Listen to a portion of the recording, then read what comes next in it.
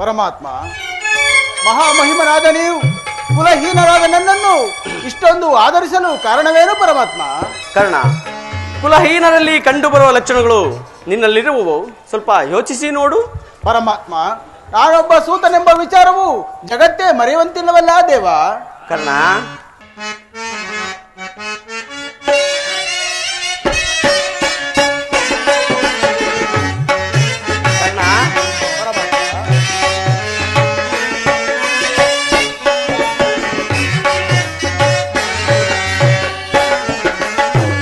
ನನ್ನ ನುಡಿಯ ಸಂತೋಷದಿ ಲಾಲಿಸು ವೀರ, ಮಾತೆ ಕುಂತಿಯ ಕುವರ,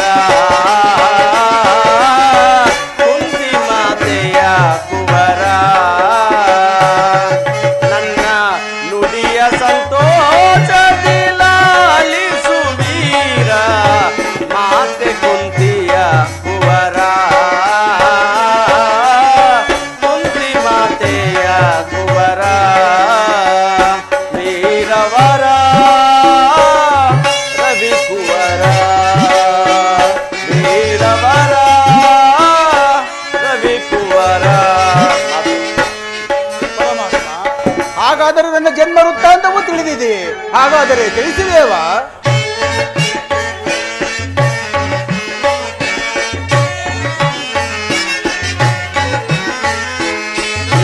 ಜನನ ಕರ್ಣದ್ವಾರ, ಬೆಳೆದ ಗಂಗಾ ನದಿಯ ತೀರ. ಕರ್ಣ, ನಿನ್ನ ಜನನ ಕರ್ಣದ್ವಾರ, ಬೆಳೆದ ಗಂಗಾ ನದಿಯ ತೀರ. ನಾಮಧೇಯದಿ ದಾನಶೂರ,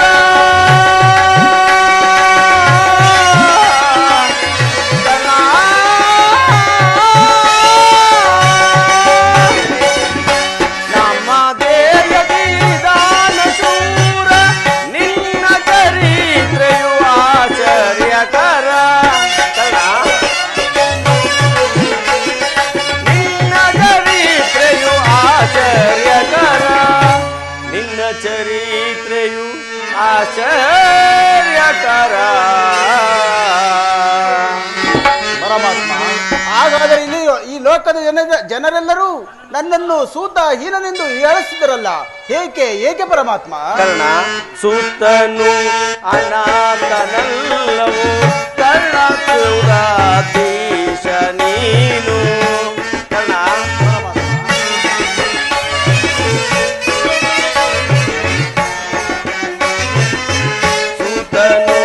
ಅನಾಥನಲ್ಲವು, ಕುಲಕರ್ಣಾಧೀಶ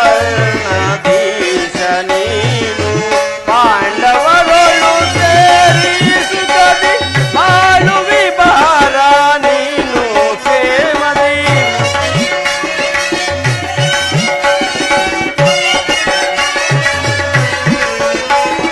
ಪಾಂಡವರೊಳು ಸೇರಿಸುತ್ತದೆ ಬಾಳು ವಿಭಾರ, ನೀನು ಕ್ಷೇಮದಿ. ಬಾಳು ವಿಭಾರ, ನೀನು ಕ್ಷೇಮದಿ.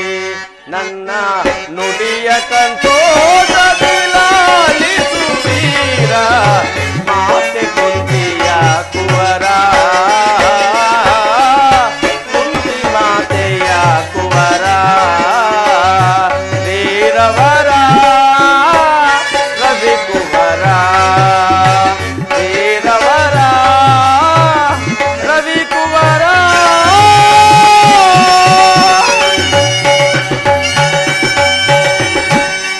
ಕರ್ಣ, ನೀನು ಸೂತನಲ್ಲ, ಶ್ರೇಷ್ಠವಾದ ಚಂದ್ರವಂಶವೇ ನಿನ್ನ ವಂಶವು.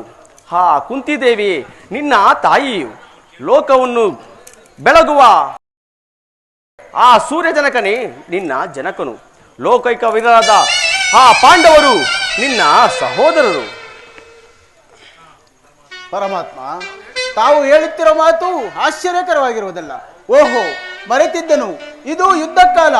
ನೀನು ಪಾಂಡವರ ಪಕ್ಷಪಾತಿ. ಅವರ ತಲೆ ಕಾಯುವುದಾಗಿ ನೀನು ಈ ರೀತಿ ವಂಚಿಸುತ್ತಿರುವೆಯಾ ದೇವ? ಕರ್ಣ, ರಾಜಾದಿ ರಾಜನೆನ್ನಿಸಿಕೊಂಡು ದಿವ್ಯ ಸಿಂಹಾಸನದ ಮೇಲೆ ಕುಳಿತು ರಾಜ್ಯಭಾರ ಮಾಡಬೇಕಾಗಿದ್ದ ನೀನು ಈ ರೀತಿಯಲ್ಲಿ ಪರ ಸೇವೆಯಲ್ಲಿ ಕೈಕಟ್ಟಿಕೊಂಡು ಕುಳಿತಿರುವೆಯಲ್ಲ, ಇದು ನಿನಗೆ ಧರ್ಮವೇ? ಪರಮಾತ್ಮ,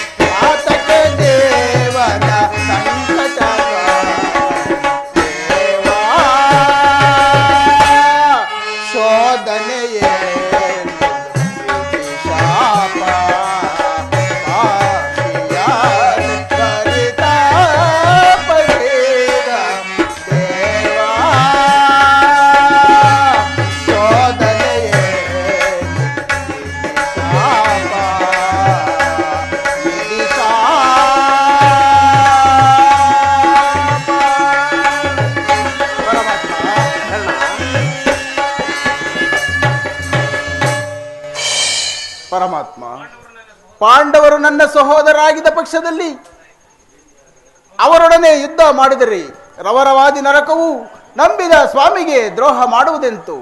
ಸಮರ ಮಹೋತ್ಸವದಲ್ಲಿ ಉತ್ಸಾಹಭರಿತನಾದ ನನಗೆ ಇಂತಹ ಉಭಯ ಸಂಕಟವನ್ನು ತಂದೊಡ್ಡಬೇಡ ದೇವ. ಕರ್ಣ, ಪರಮಾತ್ಮ,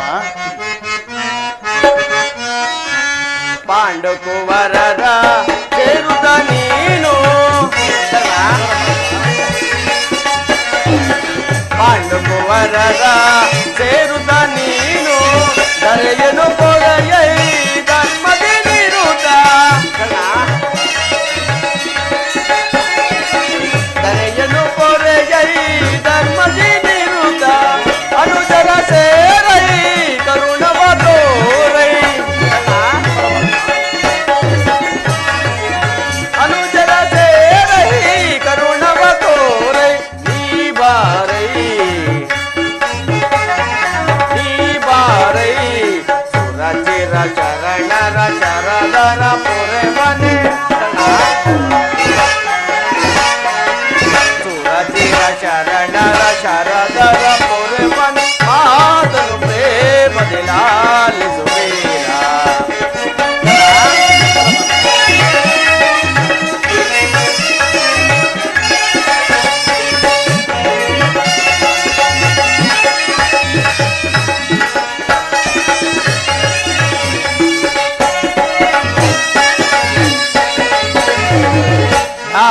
ಶೂರನಿ ಕ್ರಾಂತಿಯ ವಿರುದ್ಧ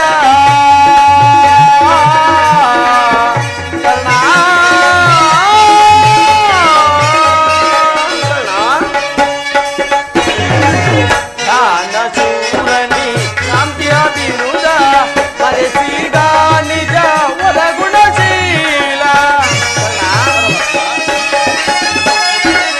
ಮರೆಸಿಗ ನಿಜ ಒಳಗುಣಶೀಲ ಪರಹಿತ ಪ್ರೇಮಿ ಸುಕೃತಗಾಮಿ ಪರಹಿತ ಪ್ರೇಮಿ ಸುಕೃತಗಾಮಿ ಬಾನಿಷ್ಕಾಮಿ ಬಾನಿಷ್ಕಾಮಿ ಸುರಚಿರ ಶರಣರ ಶರದರ ಪೊರೆ ಮನೆ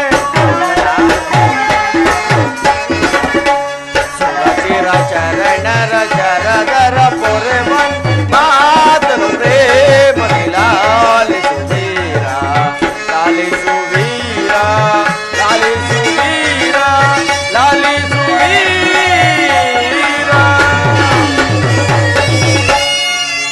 ಕರ್ಣ, ನನ್ನ ಮಾತನ್ನು ಸತ್ಯವೆಂದು ನಂಬು. ನಿನ್ನ ತಾಯಿಯಾದ ಕುಂತಿದೇವಿಯು ತಾನು ಕನ್ನಿಕಾವಸ್ಥೆಯಲ್ಲಿದ್ದಾಗ ದೂರ್ವಾಸ ಮುನಿಗಳಿಂದ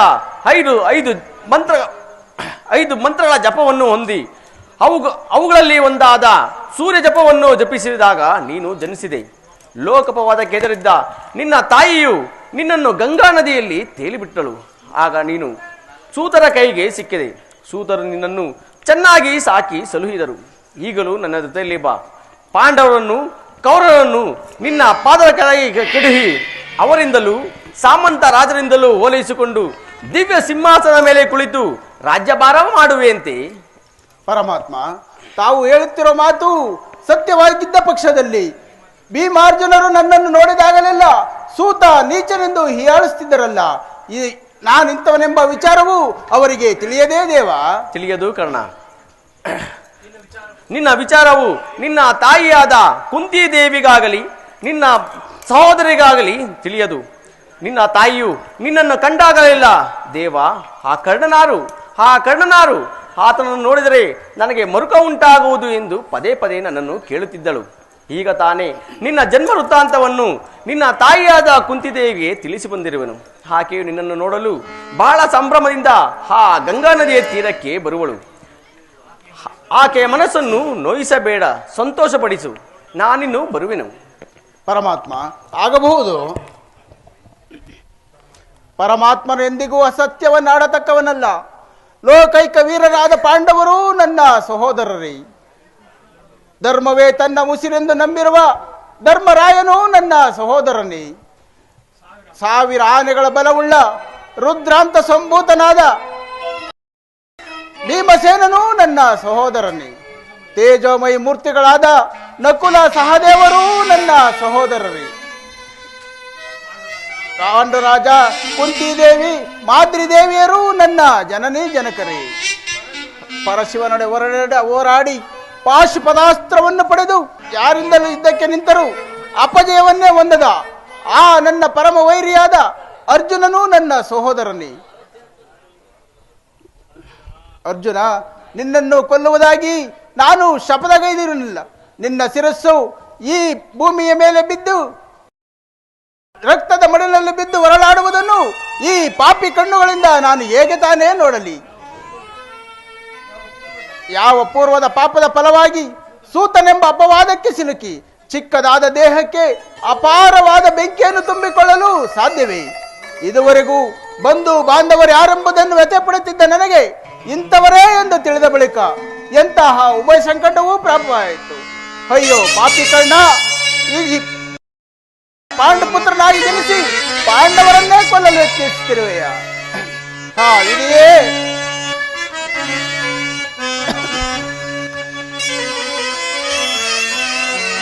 ಕೊಲ್ಲಲೇ ಪಾಂಡು ಕುಮಾರರಾಮ್, ಕೊಲ್ಲಲೇ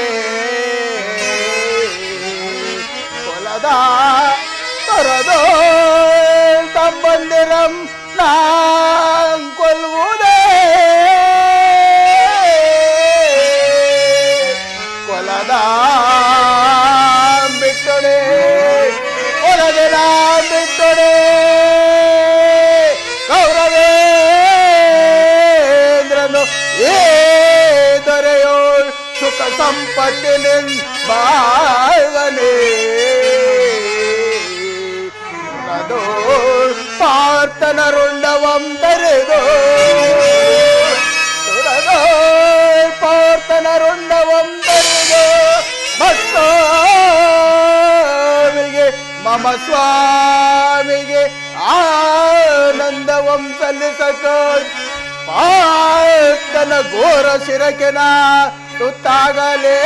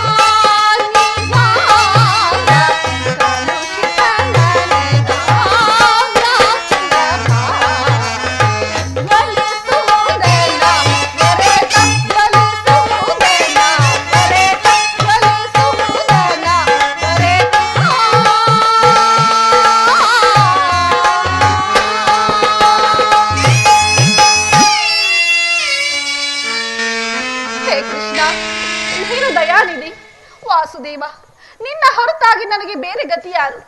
ಕೈ ಹಿಡಿದ ಪತಿಗಳು ಭೋಗದ ವಸ್ತುವಿನಂತೆ ದ್ಯೂತದಲ್ಲಿ ಪಣವಾಗಿಟ್ಟು ಸೋತರು. ಸರ್ವರ ಸಮಾಗಮ ದುಶ್ಯಾಸನದಿಂದ ಅಪಮಾನಗಳಾದೆನು. ರಾಜನಗರವನ್ನು ತ್ಯಾಗ ಮಾಡಿ ಕದ್ದ ಕಳ್ಳಿಯಂತೆ ಕಾಡಿಂದ ಕಾಡಿಗೆ ಅಲದದ್ದಾಯಿತು. ಇನ್ನಾದರೂ ಸುಖವಾಗಿರೋಣವೆಂದರೆ ಹೆಜ್ಜೆ ಹೆಜ್ಜೆಗೂ ಅಪಮಾನ. ಪರಮಾತ್ಮ, ಈ ದ್ರೌಪದಿಯ ಹಣೆಯಲ್ಲಿ ಏನೆಂದು ಬರೆದಿರುವೆ ತಂದೆ? ಪಾಂಚಾಲಿ ಪಾಂಚಾಲಿ ಇವಳೇಕೆ ಚಿಂತಾಮುಕ್ತಳಾಗಿರಳು?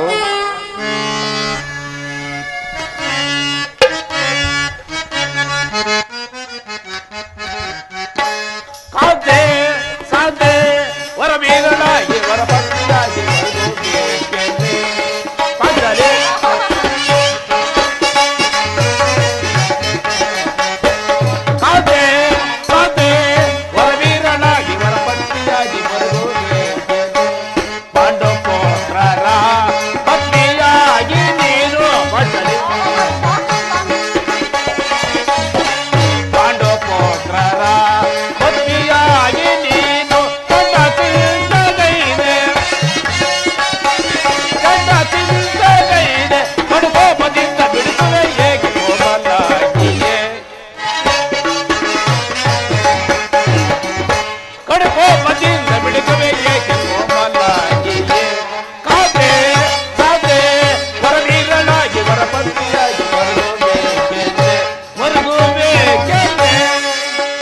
ಪಾಂಚಾಲಿ, ಏಕೆ ಏನಾಯಿತು? ನಿಷ್ಕರಣವಾಗಿ ಅಳುತ್ತಿರುವೆಲ್ಲ, ಅಳಬೇಡ ಪಾಂಚಾಲಿ. ನಾನು ನಿಷ್ಕಾರಣವಾಗಿ ಅಳುತ್ತಿಲ್ಲ.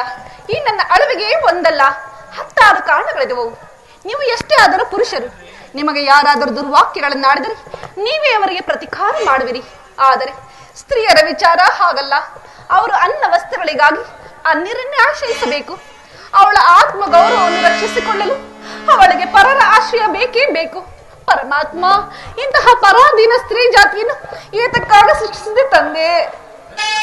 ಪಾಂಚಾಲಿ, ಸ್ತ್ರೀಯರ ಪರಾಧೀನತೆಯು ನಮ್ಮ ಸಮಾಜದ ನೇಮ ಹಾಗೂ ಭಗವತ್ ಸ್ವರೂಪಿಗಳಾದ ಋಷಿಗಳೇ ಆಜ್ಞೆ. ಏನು? ಪತ್ನಿಯನ್ನು ಜೀವಿತದಲ್ಲಿ ಪಣವಾಗಿಟ್ಟು ಸೋಲುವಂತೆ ಆ ಋಷಿಗಳು ನಿಮಗೆ ಆಜ್ಞೆ ಮಾಡಿದರಲ್ಲವೇ? ಅಯ್ಯೋ, ಪತಿಗಳು ತಪಸ್ಸನ್ನು ಮಾಡಿ ಪಡೆಯಬೇಕು ನಿಮ್ಮಂತಹ ಹೇಳಿ ಪತಿಗಳನ್ನು. ಅಣ್ಣನ ಒಂದು ದಿನದ ಅವಿವೇಕತನದಿಂದ ಈ ನಿಂದನೆಯು ಸಾಯವರೆಗೂ ಬಿಟ್ಟಿತ್ತಲ್ಲ. ದ್ರೌಪದಿ ಪ್ರಿಯತಮೆ, ಅಣ್ಣನ ಅಪರಾಧಗಳನ್ನು ಕ್ಷಮಿಸು ಎಂದು ನಾನು ಎಷ್ಟೋ ಸಾರಿ ನಿನ್ನನ್ನು ಬೇಡಿಕೊಳ್ಳಲಿವೆ. ಆಗಿದ್ದು ಹಾಗೆ ಹೋಯಿತು, ಅದನ್ನು ಮರೆತು ಬಿಡು. ಹೀಗೆ ದುಃಖಿಸಲು ಕಾರಣವೇನು? ತಿಳಿಸುವೆನು, ಆದರೆ ಅದರಿಂದಾಗುವ ಪ್ರಯೋಜನವೇನು? ನೀವು ಎಷ್ಟೇ ಆದರೂ ಆ ನಿಮ್ಮ ಅಣ್ಣನ ಆಜ್ಞಾಧಾರಕರಲ್ಲವೇ?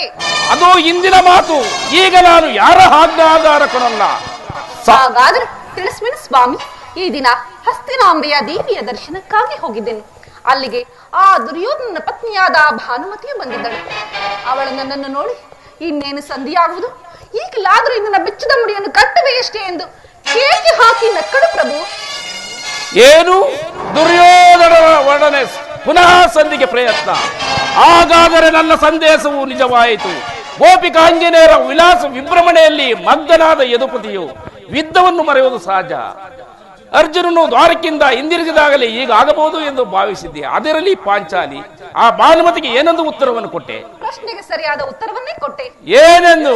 ಈ ದಿನ ಕಟ್ಟಿದ ಮುಡಿಯನ್ನು ಬಿಡಿಸುವವರೆಗೂ ನನ್ನ ಬಿಚ್ಚಿದ ಮುಡಿಯನ್ನು ಕಟ್ಟುವುದರಲ್ಲಿ ಭಾನುಮತಿ ಎಂದು. ಬಾಪು ಬಾಪು ಪಾಂಚಾಲಿ, ಒಳ್ಳೆ ಚಮತ್ಕಾರದ ಉತ್ತರವನ್ನೇ ಕೊಟ್ಟಿರುವೆ. ನೀನು ನಮ್ಮ ಸಂಗಡ ಕದನವಾಡುವುದರಲ್ಲೇ ನಿನ್ನ ಚತುರ್ಥಿಯನ್ನು ಮುಗಿಸಿದ್ದೆ ಎಂದು ಭಾವಿಸಿದ್ದೆ.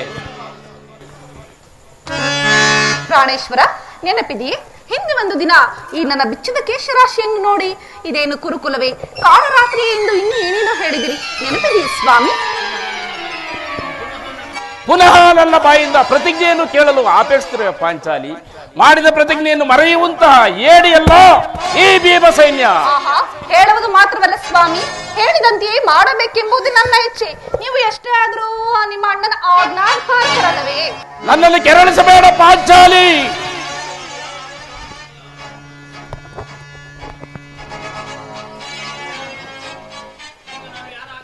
ಈಗ ನಾನು ಯಾರ ಆಜ್ಞಾಧಾರಕರು ಅಲ್ಲ. ಶಾಂತಿಯನ್ನು ಬಯಸುವರು ಸಂಧ್ಯಾ ಪ್ರಸ್ತಾಪದಲ್ಲಿ ತೊಡಗಿಕೊಳ್ಳಲಿ. ನಾನು ಆತುರದಿಂದಲೇ ಯುದ್ಧವನ್ನು ನಿರೀಕ್ಷಿಸನು. ಧರ್ಮ ಪಾರಾಯಣನಾದ ವಿಜಿಷ್ಠೇರನು ದುರ್ಯೋಧನನ ಅನಂತ ಅಪರಾಧವನ್ನು ಕ್ಷಮಿಸಬಹುದು ದೇವಿ, ಆದರೆ ನಾನು ಮಾತ್ರ ಕ್ಷಮಿಸಲಾರೆ ದೇವಿ.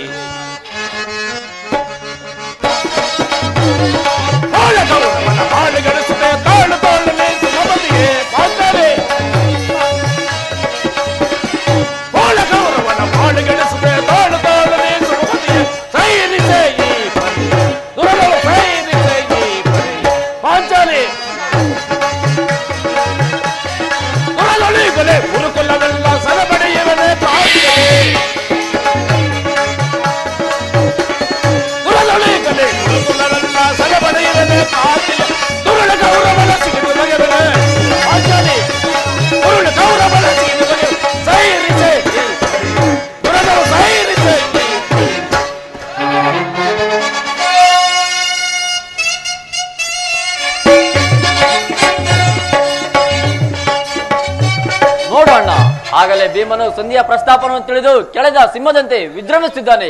ಅವನನ್ನು ಸಮಾಧಾನ ಪಡಿಸಲು ನಿನ್ನ ಹೊರತು ಮತ್ತಾರು ಸಕ್ತಾರಲ್ಲ. ಅರ್ಜುನ, ಇವನ ಕೋಪಕ್ಕೆ ದ್ರೌಪದಿಯೇ ಮೂಲ ಕಾರಣವೆಂದು ತೋರುವುದು. ಶ್ರೀಕೃಷ್ಣ ಪರಮಾತ್ಮನು ಹೇಳುತ್ತಿದ್ದನು, ಜಗತ್ತಿನ ಸುಖ ದುಃಖಗಳಿಗೆ ಸ್ತ್ರೀಯರೇ ಮೂಲ ಕಾರಣ ಎಂದು. ಅರ್ಜುನ, ಕೌರವರೊಡನೆ ಯುದ್ಧ ಮಾಡುವುದಕ್ಕಿಂತ ಈ ನನ್ನ ಸಹೋದರ ಭೀಮಸೇನನ ಕೋಪವನ್ನು ಸಮನ ಮಾಡುವುದು ನನಗೂ ಒಂದೊಂದು ಸಾರಿ ದುಸ್ಸಾಧ್ಯವಾದದ್ದು. ಪಾಂಚಾಲಿ, ಸಮಾಚಾರವೇನು? ಅಣ್ಣನೇಕೆ ಸಿಟ್ಟಾಗಿರುವನು? ಏಕೆ ಈ ನನ್ನ ಬಿಚ್ಚಿದ ಬೆರಗುವುದಲು ನಿಮ್ಮ ಪ್ರಶ್ನೆಗಳಿಗೆ ಉತ್ತರ ಕೊಡುತ್ತಿಲ್ಲವೇನು? ಅಗ್ರಜ, ಸಮಯಕ್ಕೆ ಸರಿಯಾಗಿ ಬಂದೆ. ನನಗೆ ಯಾರಲ್ಲೂ ಕೋಪವಿಲ್ಲ. ಅರ್ಜುನನ ಮುಖಾಂತರ ನಿನಗೊಂದು ಮಾತನ್ನು ಹೇಳಬೇಕೆಂದಿದ್ರು. ಅದನ್ನು ನಿಮ್ಮಿಬ್ಬರ ಸಮ್ಮುಖದಲ್ಲಿ ಈಗಲೇ ಹೇಳ್ಬಿಡುವೆನು. ಈ ಸಂಧಿಯ ಪ್ರಸ್ತಾಪವು ನಿಮಗೆ ಉಚಿತವಾಗಿ ಕಾಣಬಹುದು, ಅರ್ಜುನನು ಅನುಮೋದಿಸಬಹುದು, ನಕುಲ ಸಹದೇವರು ಸುಮ್ಮನೆ ಇರಬಹುದು. ಆದರೆ ಈ ದಾಸಾವೃತ್ತಿಯನ್ನು ಪಾಂಡವರ ಕಳಕವೆಂದೇ ಭಾವಿಸುವುದು. ದರಿದ್ರ ಭಿಕ್ಷಿಕರಂತೆ ಕಂಡವರ ಮನೆ ಬಾಗಿಲಲ್ಲಿ ಸಂಧಿಯಾಚನೆ ಮಾಡಲು ಪಾಂಡುರಾಜೇಂದ್ರನೂ ನಮ್ಮನ್ನು ಪುತ್ರರಾಗಿ ಪಡೆಯಲಿಲ್ಲ. ಈ ಅಪಮಾನವು ನಿಮಗೆ ಸಹ್ಯವಾಗಿ ಕಾಣಬಹುದು. ಇನ್ನೊಂದು ಗಳಿಗೆಯೂ ನಾನು ಸಹಿಸುವಂತಿಲ್ಲ. ಯುದ್ಧಕ್ಕಾಗಿ ನಿಮ್ಮ ಅನುಮತಿಯನ್ನಾಗಲಿ ಅರ್ಜುನನ ಸಹಾಯವನ್ನಾಗಲಿ ನಾನೆಲ್ಲ ಅಪೇಕ್ಷಿಸಿಲ್ಲ. ನಾನು ಮತ್ತು ಈ ನನ್ನ ಗದೆ ಕುಲವನ್ನೆಲ್ಲ ಸಂಪೂರ್ಣವಾಗಿ ನಾಶ ಮಾಡಿಬಿಡುವೆ. ಸಹೋದರ ಭೀಮಸೇನ, ನಿಲ್ಲು. ನಿನ್ನ ಕೋಪವನ್ನು ತಡೆಯುವ ಶಕ್ತಿ ನನ್ನಲ್ಲಿಲ್ಲ. ಶಾಂತನಾಗು.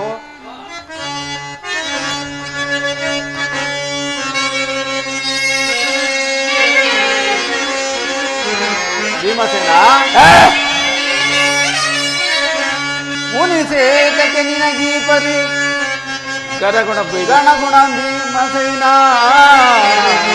ಅನುಜಾತನ ಸೈರಿಪುದು ಮನ ಸೈರಿಸಿ ಶಾಂತಿಯ ತಾಳೈ ಅನುಜ ಭೀಮಸೇನ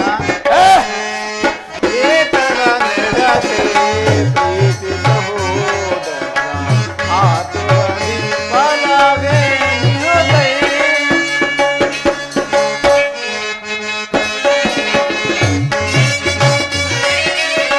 ಧರ್ಮ ವಿಚಾರದ ಮರ್ಮವನರಿಯಗೆ ಭೀಮಸೇನ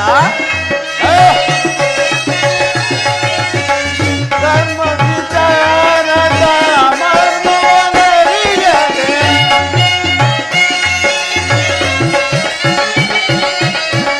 ಧರ್ಮ ವಿಚಾರದ ಮರ್ಮವನರಿಯಗೆ ಕರ್ಮಕ್ಕೆ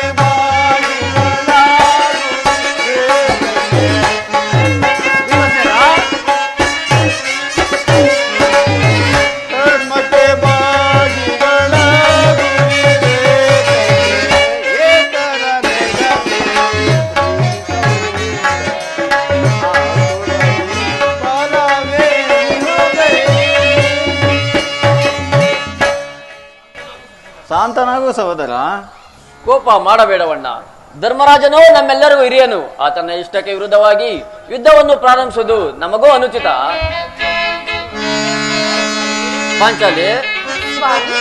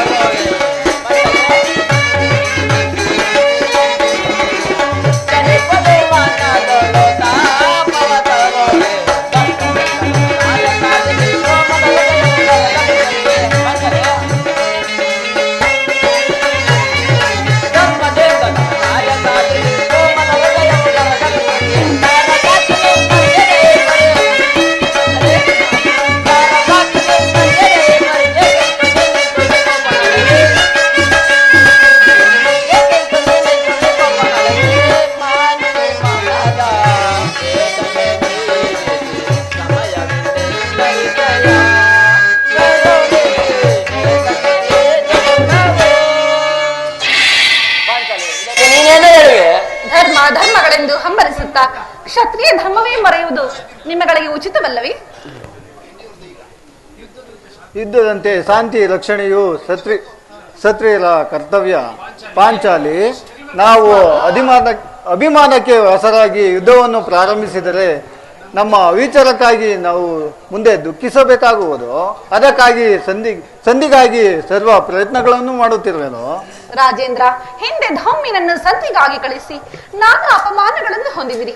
ಈಗ ಕೃಷ್ಣ ಪರಮಾತ್ಮನನ್ನು ಸಂಧಿಗಾಗಿ ಕಳಿಸಿ ಇನ್ನಾನು ಅಪಮಾನಕ್ಕೆ ಗುರಿಯಾಗಬೇಕು ನಾನು ಬೇರೆ ಕಾಣೆ. ಏನಿ ಕೋಲಾಹಲ? ಜಯ ಜಯ ಶ್ರೀಕೃಷ್ಣ, ಜಯ ಜಯ ಯದುಪತಿ ಅರ್ಜುನ. ಅರ್ಜುನ, ನಾನಿನ್ನು ಹೋಗುವೆನು. ಈ ಸಂಧಿಯ ಫಲಾಫಲಗಳನ್ನು ಕೇಳುವುದರಿಂದ ನನಗಾವ ಪ್ರಯೋಜನವಿಲ್ಲ. ನಿಮ್ಮ ಅಪವೃತ ವರ್ತನೆ ಪುರಸ್ಕಾರವು ನಿಮಗೇ ಇರಲಿ. ಪ್ರತಿಜ್ಞೆಯಂತೆ ನಡೆಯುವ ಸ್ವಾತಂತ್ರ್ಯ ಮಾತ್ರ ನನಗಿರಲಿ. ಪ್ರಾಣೇಶ್ವರ, ಶಾಂತರಾಗಿ. ಅದು ಅಲ್ಲಿ ನೋಡಿ, ನಮ್ಮ ಅಣ್ಣನಾದ ಕೃಷ್ಣ ಪರಮಾತ್ಮನು ನಮ್ಮನ್ನು ನೋಡಿ ನಗುತ್ತಾ ಇತ್ತಲೇ ಬರುತ್ತಿರುವರು. ರಾಜಸಭೆಯ ಸಮಾಚಾರವನ್ನು ತಿಳಿದು ಆನಂತರ ತಮ್ಮ ಇಷ್ಟ ಬಂದಂತೆ ಮಾಡುವುದಂತೆ.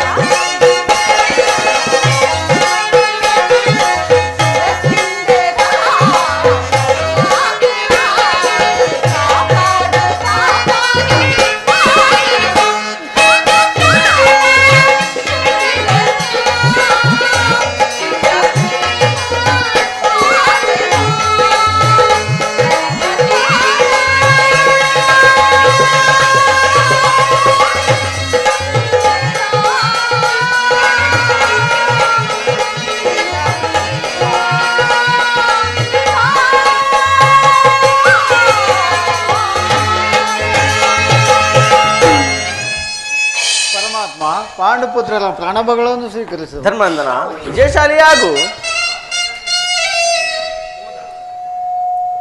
ಕೃಷ್ಣ, ಹೋದ ಕಾರ್ಯವೇನಾಯಿತು?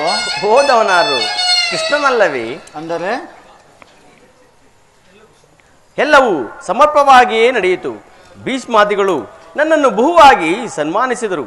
ಸ್ವಯಂ ಧೃತರಾಷ್ಟ್ರನೇ ರಾಜಸಭೆಯಲ್ಲಿ ನನ್ನನ್ನು ವಿಧ ವಿಧವಾಗಿ ಉಪಚರಿಸಿದನು. ಸಂಧಿಯ ವಿಚಾರವೂ ನಡೀತೆ? ಓಹೋ, ನಡೆಯಿತು. ಪಾಂಚಾಲಿ, ಪಾಂಚಾಲಿ ನಾನಿಲ್ಲಿರುವುದು ಸಾಧ್ಯವಿಲ್ಲ.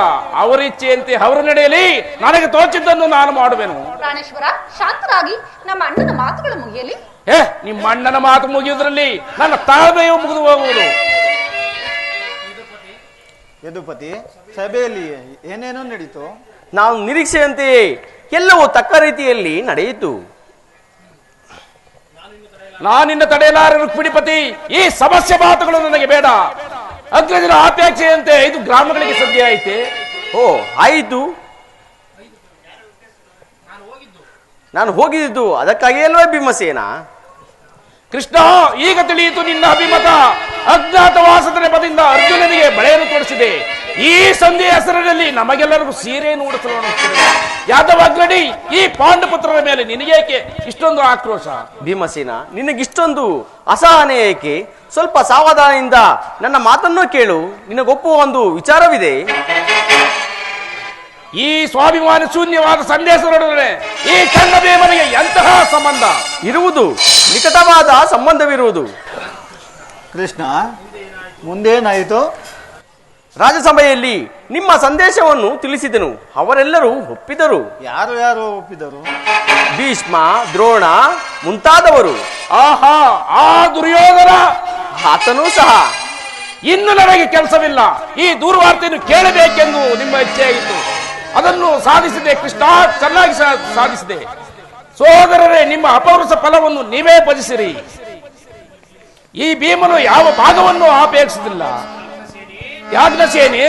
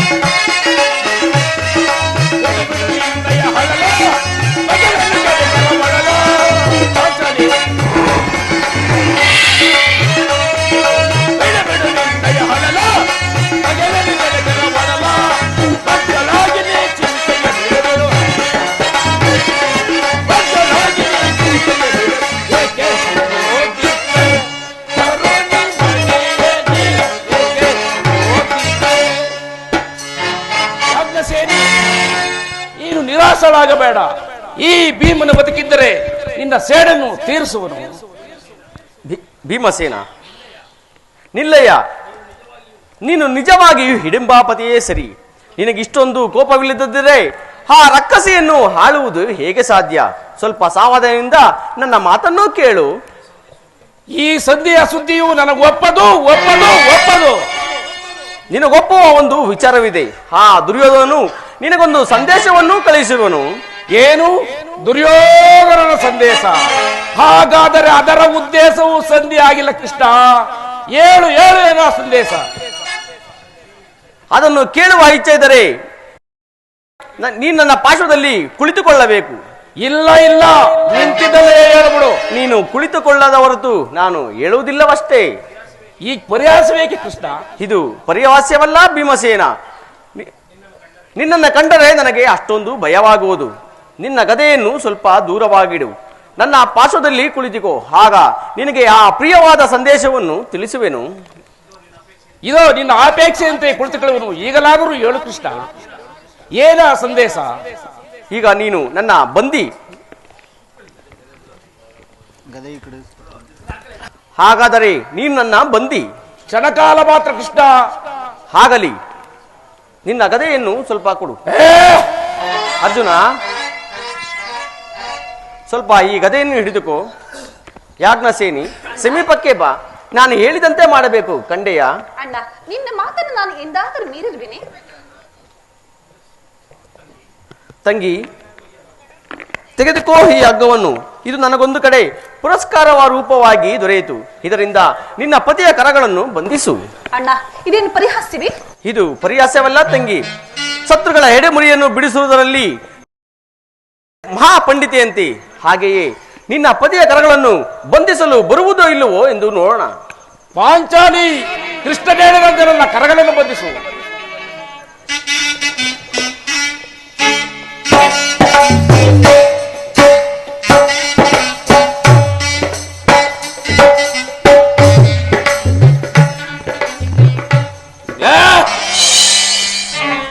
ಈಗ ಸಮಾಧಾನ ಆಯಿತು.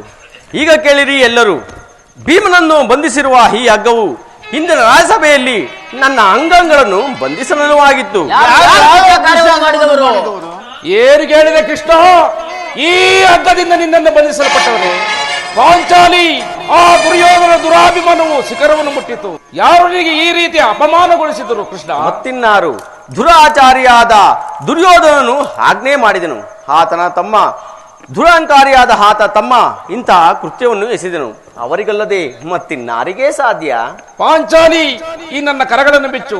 ಈ ನೀಚ ಕೃತ್ಯದಿಂದ ದುರ್ಯೋಧನ ದುರಾಭಿಮಾನವು ಶಿಖರವನ್ನು ಮುಟ್ಟಿತು. ನಮ್ಮ ಪ್ರಿಯ ಬಂಧುವಾದ ಕೃಷ್ಣನನ್ನು, ಯಾದವಾಗ್ರಣಿಯನ್ನು ಇಂತಹ ಅಪಮಾನವನ್ನು ಗೊಳಿಸಿದರೆ ಆ ಕುದ್ದಿ ಕೌರವ ಧನಂಜಯ, ಅಗ್ರಜ ಧನಂಜಯ, ಇದಕ್ಕೆ ನಿಮ್ಮಗಳ ಉತ್ತರವೇನು? ಉತ್ತರದ ಪ್ರಶ್ನೆ ಇಲ್ಲ ಇಡುಮಾಪತಿ. ಸಹನೆಯಿಂದ ಹೇಳಿ ಕಳಿಸಿದ ಉತ್ತರವನ್ನು ತಿರಸ್ಕರಿಸಲಿಲ್ಲದೆ ನಮ್ಮ ಬಂಧುವಾದ ಶ್ರೀಕೃಷ್ಣ ಪರಮಾತ್ಮನನ್ನು ಈ ರೀತಿ ಅಪಮಾನಗೊಯ್ದ ಆ ಕುರುಕುಲಕ್ಕೆ ನಮ್ಮ ಸದಾ ದಿಕ್ಕಲು ಧಿಕ್ಕಾರವಿರಲಿ.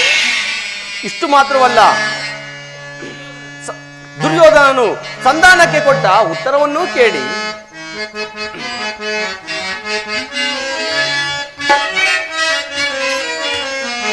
ದುಡುಕುತ್ತ ನುಡಿದ ಕೌರವನು ಹಿಡಿಂಬಾಪತಿ ಭೀಮಸೇನ.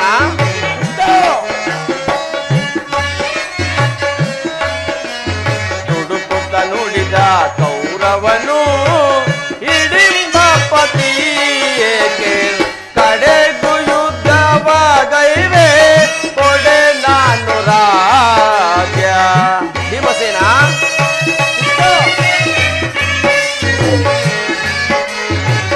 ಕಡೆಗೂ ಯುದ್ಧವಾಗೈವೆ ಕೊಡೆ ನಾನು ರಾಜ್ಯ.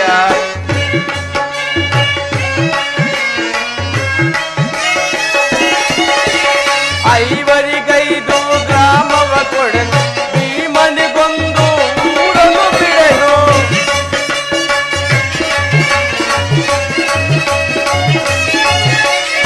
ಐವರಿಗೈದು ಗ್ರಾಮವ ಕೊಡೆನು, ಭೀಮನಿಗೊಂದು ಊರನ್ನು ಬಿಡುವೆ.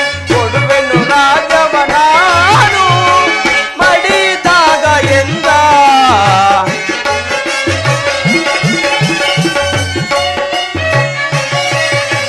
ಕೊಡುವೆನು ರಾಜವ ನಾನು ಮಡಿದಾಗ ಎಂದ. ದುಡುಕುತ್ತ ನುಡಿದ ಕೌರವನು ಹಿಡಿಂಬಾಪತಿ ಕಡೆಗೂ ಯುದ್ಧವಾಗೈವೆ ಕೊಡೆ ನಾನು ರಾಜ್ಯ. ನೀವು ಸಂಧಿಯನ್ನು ಬಯಸುವುದಾದರೆ ಅದು ಸಿಗುವುದು ರಣಾಂಗಣದಲ್ಲಿ, ಶಸ್ತ್ರಾಸ್ತ್ರಗಳ ಸಂಗ್ರಹದಲ್ಲಿ, ವೀರತಿಗರ ಘೋಷದಲ್ಲಿ ಎಂದು ತಿಳಿಸಿದ. ಪಾಂಚಾಲಿ, ಈ ನನ್ನ ಕರಗಳನ್ನು ಬಿಚ್ಚು. ಅಗ್ರಜ, ಧನಂಜಯ, ನೀನಾದ್ರೂ ಬಿಚ್ಚು. ಕೃಷ್ಣ, ನೀನಾದ್ರೂ ಬಿಚ್ಚು. ಬಿಚ್ಚುವುದಿಲ್ಲವೇ? ಬೇಡ, ನಾನೇ.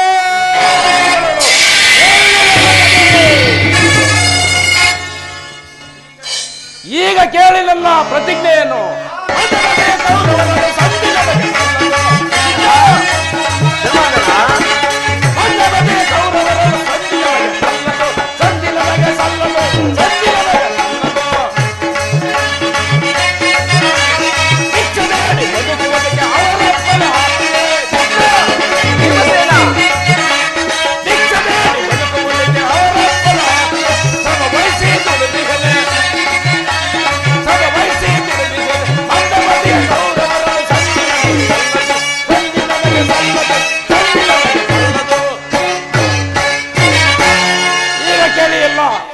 ನನ್ನ ಪ್ರತಿಜ್ಞೆಯನ್ನು.